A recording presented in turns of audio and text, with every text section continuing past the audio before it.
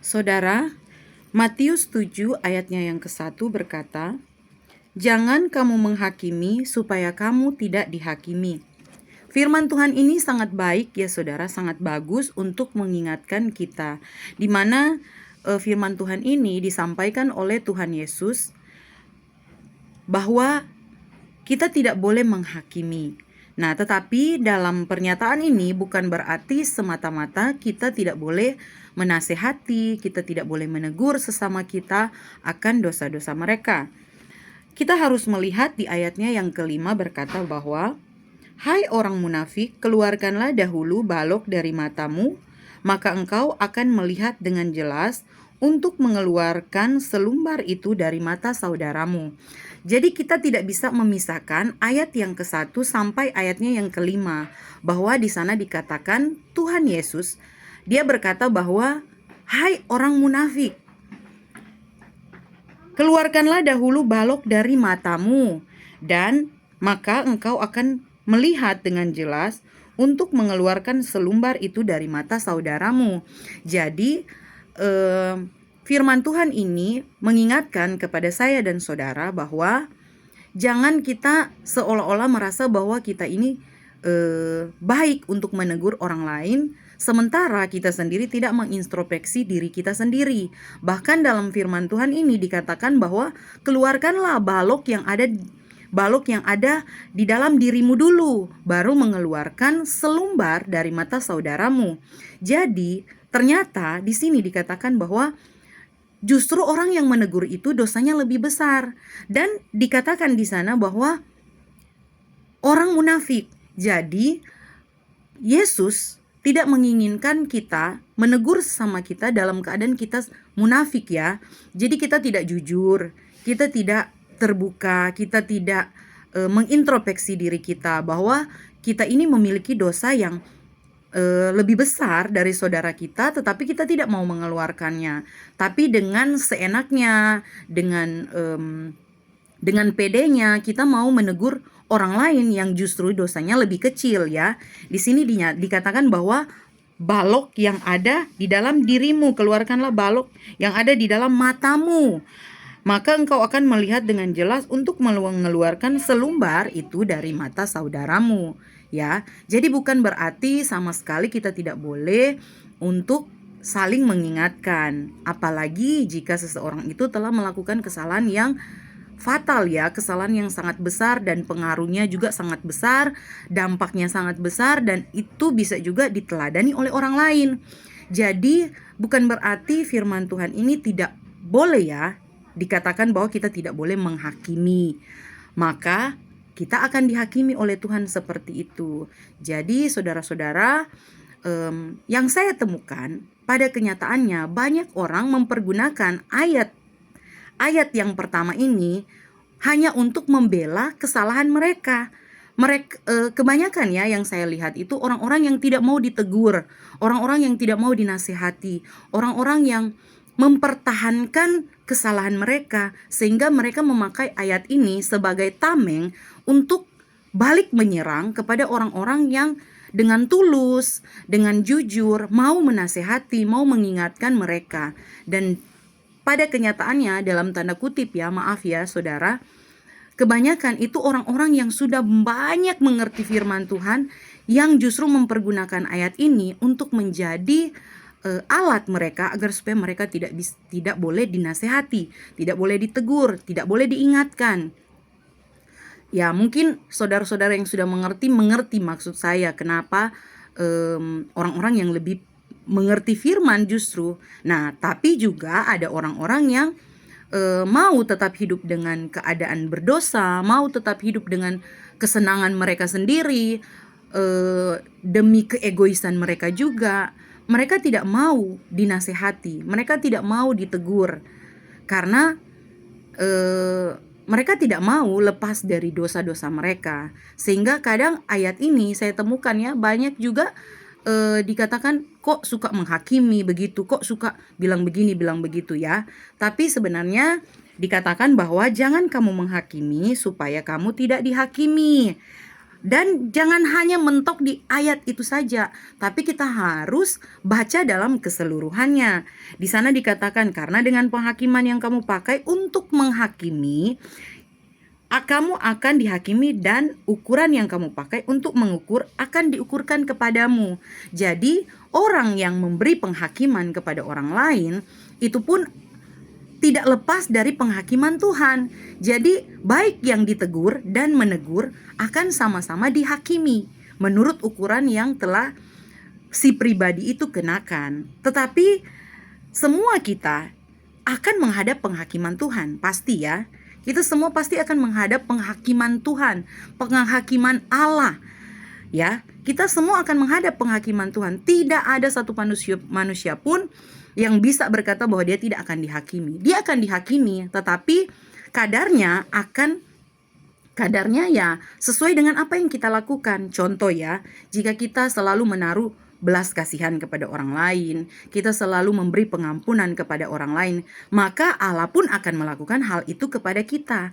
Tetapi jika kita hanya suka untuk menyerang orang lain, kita hanya suka menghakimi orang lain, kita hanya suka menegur kesalahan orang lain, maka kita pun akan dibuat seperti itu. Maka Allah akan mengenakan keadilannya untuk melakukan hal itu kepada kita, bahwa kita akan dihakimi seperti itu. Apalagi ya, kita lihat dalam ayatnya yang kita baca ya seterusnya ya, ayat yang ketiga. Mengapakah engkau melihat selumbar di mata saudaramu, sedangkan balok di dalam matamu tidak engkau ketahui? Artinya ya, orang itu hanya suka melihat kesalahan orang lain, tapi dia tidak mau berusaha untuk melihat dirinya dan mengintrospeksi dirinya sendiri. Ya, jadi hanya suka menegur kesalahan orang, tetapi kesalahannya sendiri dia pertahankan.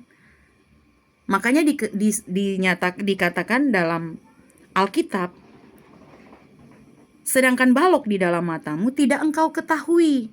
Tidak engkau ketahui di sini bukan berarti memang sama sekali dia tidak tahu, tapi dia tidak mau tahu. Begitu. Dalam kesadarannya kita sebagai manusia, tidak mungkin ya kita tidak tahu apa yang kita lakukan. Kecuali dalam tanda kutip kita orang yang sakit jiwa ya. Kalau sakit jiwa, kita sudah tidak tahu apa yang kita lakukan dalam bentuk kesadaran ya. Tapi orang yang sadar, orang yang normal, pasti dia tahu apa yang dia lakukan. Ya, jadi bukan berarti dia sama sekali tidak ketahui, tapi dia cuek. Tapi dia tidak mau fokus melihat keberadaannya, bahwa dia juga harus mengintrospeksi diri. Makanya dikatakan selanjutnya dalam ayatnya yang keempat, bagaimanakah engkau dapat berkata kepada saudaramu, biarlah aku mengeluarkan selumbar itu di matamu, padahal ada balok di dalam matamu. Ya, ini Tuhan Yesus berkata. Dengan pedenya kita mau berkata, ayo saya keluarkan selumbar yang ada di matamu, ayo bereskan dosamu ini. Tetapi yang menegur ini, yang si orang ini ya, yang menegur ini tidak melihat dirinya, ya, tidak mau mengeluarkan dosa yang ada di dalam dirinya. Nah, itulah sebabnya kata kuncinya di ayat yang kelima. Di ayat yang kelima berkata bahwa, hai orang munafik. Nah, ini yang harus kita pegang. Hai orang munafik. Saudara, jangan sampai kita dibodohi ya. Kadangkala kita justru terintimidasi ya, diberikan tekanan, diberikan ketakutan untuk kita mengingatkan saudara kita jika saudara kita berbuat kesalahan, saudara kita berbuat dosa. Bahkan yang paling ekstrim ya, banyak hamba-hamba Tuhan, banyak gembala, banyak pendeta, banyak aktivis, banyak pelayan-pelayan Tuhan, banyak yang sudah ya yang sudah STH, yang sudah SPAK, yang artinya orang-orang yang bisa dikatakan kalau dalam Alkitab itu sudah masuk kategori imam-imam kepala, ahli-ahli Taurat, orang-orang yang mengerti firman, ya, yang dalam kutip mempergunakan ayat ini untuk membela mereka dan mengintimidasi orang-orang awam atau orang-orang yang mungkin kurang mengerti, sehingga dalam tanda kutip mereka jadi takut untuk bersuara. Mereka takut untuk menyampaikan penilaian mereka, ya, Sehingga ini adalah suatu tipu muslihat oleh iblis, tipu daya iblis untuk supaya ada orang-orang yang perlu dosa-dosa mereka harus diingatkan.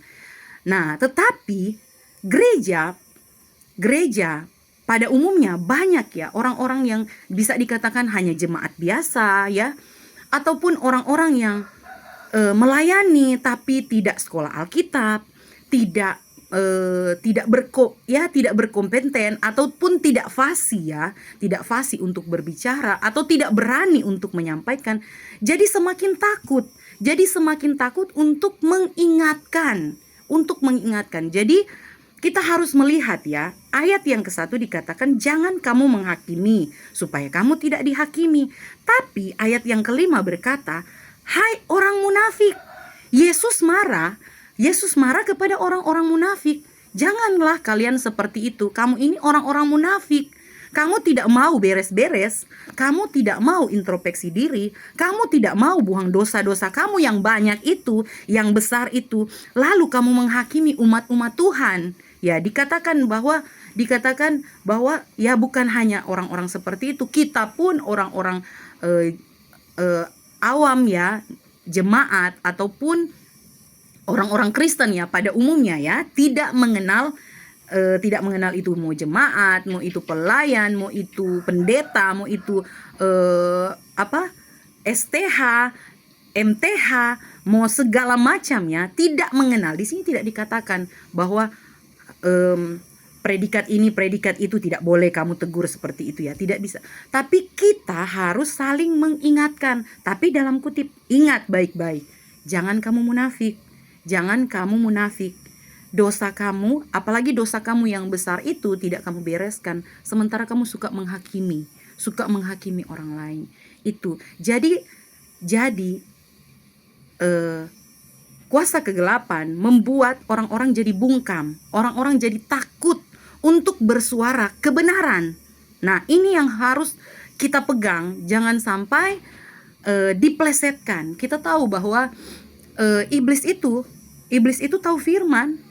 Dia mengerti firman. Bahkan kita tahu Yesus saja waktu di padang gurun di mana Yesus dicobai oleh iblis, dia selalu memakai ayat, dia selalu memakai firman.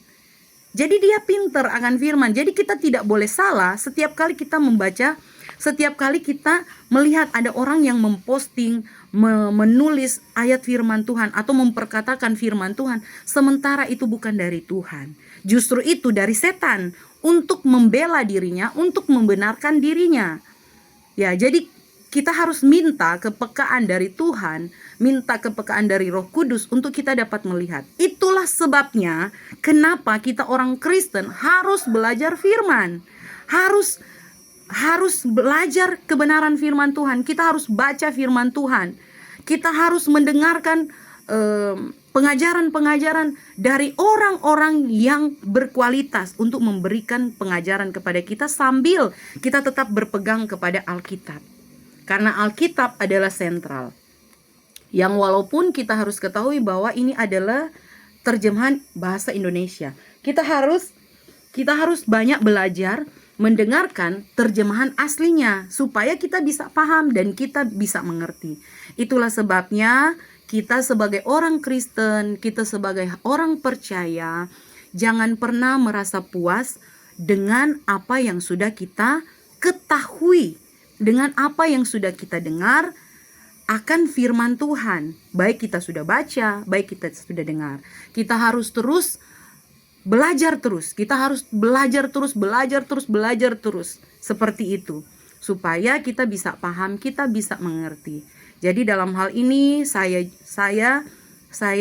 pribadi hanya menyampaikan, hanya mengingatkan kepada kita semua bahwa menghakimi itu bukan berarti tidak boleh. Tapi jangan jangan dalam tanda kutip kita melakukannya dalam keadaan munafik. Seperti itu. Hai kamu orang munafik. Dikatakan bahwa keluarkanlah dahulu balok dari matamu, maka engkau akan melihat dengan jelas untuk mengeluarkan selumbar itu dari mata saudaramu.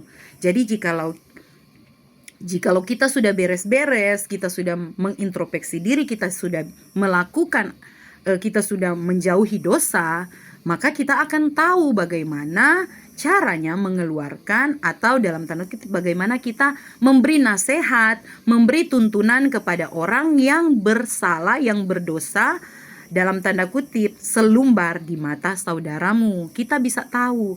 Jadi artinya sama-sama kita harus beres-beres. Kita harus sama-sama bersih-bersih, seperti itu. Jadi jika kita mau menegur seseorang, janganlah kita menegur dalam tanda kutip kita munafik. Jika kita menegur seseorang, kita harus tulus, kita harus jujur, dan tujuan kita hanya untuk memperbaiki orang lain, untuk mengingatkan orang lain, untuk menasihati orang lain. Dan jangan lupa bahwa yang terlebih dahulu adalah kita mengingatkan diri kita sendiri. Itu saja, semoga menjadi berkat bagi saudara-saudara sekalian. Tuhan Yesus memberkati. Shalom.